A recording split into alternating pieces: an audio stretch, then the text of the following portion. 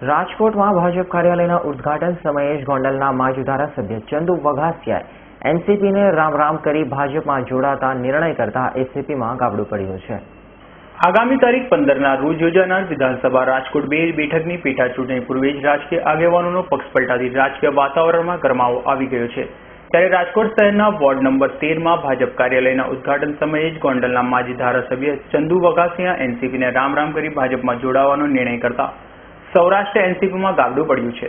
ભાજપ કાર્યાલયના ઉદ્ઘાટન સમયે ચંદુ વઘાસિયા અને તેના 300 જેટલા કાર્યકરોએ ભાજપમાં જોડાવાની જાહેરાત કરતા આગામી પેટા ચૂંટણીના ભાજપ ઉમેદવાર વિજય રૂપાણીએ તમામને કેસરિયા ખેસ પહેરાવી ભાજપમાં પ્રવેશ કરાવ્યો હતો। નોંધનીય છે કે ચંદુ વઘાસિયા જ્યારે ધારાસભ્ય પદે હતા તે સમયે તેમની સામે ભ્રષ્ટાચારનો આરોપ થયો હતો, જે અંગેની પોલીસમાં ફરિયાદ નોંધાયા બાદ તેઓ લાંબા સમય સુધી ફરાર હતા, પરંતુ અદાલતના કડક વલણને પગલે પોલીસમાં હાજર થતા તેની ધરપકડ કરાઈ હતી અને બાદમાં અદાલતે ચંદુ વઘાસિયાને જામીન પર મુક્ત કર્યા હતા। ત્યારે ચંદુ વઘાસિયાએ સુબહ કા ભૂલા શામ કો ઘર લौट आए જેવો ઘાટ સરસતા રાજકીય ગરમાવો વધી ગયો છે। દેવાંગ ગુજારીનો રિપોર્ટ S9 ન્યૂઝ રાજકોટ।